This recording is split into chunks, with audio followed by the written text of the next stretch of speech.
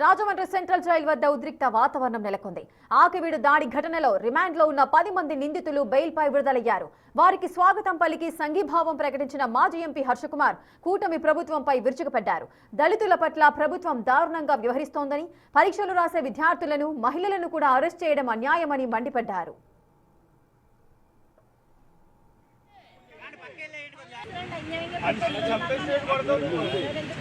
రాష్ట్రంలో ఎక్కడ ఏ ఘటన జరిగినా వాళ్లే సీఎం చంద్రబాబు ఆకివీడుకు ఎందుకు వెళ్లడం లేదని హర్షకుమార్ ప్రశ్నించారు. ఒకే ఘటనలో 57 మందిపై హత్యాయత్నం కేసులు పెట్టడం దేశ చరిత్రలోనే లేదని ఆగ్రహం వ్యక్తం చేశారు.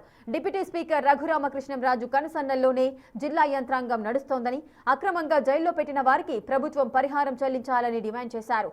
రామాలయం పేరిట మత కలహాలు సృష్టించవద్దని, సమస్యను చర్చల ద్వారా పరిష్కరించుకోవాలని హెచ్చరించారు.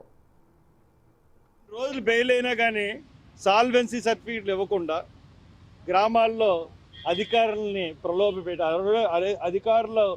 అధికారులకి ఆదేశాలు ఇచ్చి ఎస్పీ, కలెక్టరు, రఘురామకృష్ణరాజు ఈ ముగ్గురు కలిసి సాల్వెన్సీ సర్టిఫికెట్లు కూడా ఇవ్వకుండా వీళ్ళని అక్రమంగా 2 రోజులు బెయిల్ వచ్చినా సరే 2 రోజులు జైల్లో ఉంచారు. కాబట్టి ప్రభుత్వం ఏ రకంగా ఉందో మనకు అర్థమవుతుంది.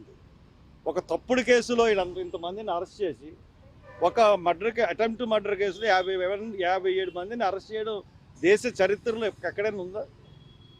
ప్రభుత్వం ఏం చేస్తుంది? గడ్డి తింటుందా? చంద్రబాబు నాయుడు నువ్వు గడ్డి తింటున్నావా, లేకపోతే పవన్ కళ్యాణ్ నువ్వు గడ్డి తింటున్నావా? చాలా పొరపాటుగా ప్రవర్తిస్తూ ఉన్నారు. మీరు అక్కడికి వెళ్ళండి, రామాలయం కట్టుకుంటే కట్టుకోండి. ఆ కట్టుకోవడం గురించి మత కలహాలు పెట్టి వీళ్ళని కొట్టి వీళ్ళని చేసి ఇచ్చేస్తారా? మరి ఇప్పుడు ఇంత జరిగిన తర్వాత వీళ్ళు కట్టడానికి ఎలా ఒప్పుకుంటారు? మీరు వీళ్ళని జైల్లో పెట్టేసాం, ఉద్యమం ఆగిపోయిందేమో అనుకుంటున్నారేమో. ఉద్యమం ఆగదు. ఖచ్చితంగా ఈ ఉద్యమం మేము ముందుకు తీసుకెళ్తాం. మాకు జరిగిన అన్యాయానికి రాష్ట్ర ప్రభుత్వం క్షమాపణ చెప్పాలి.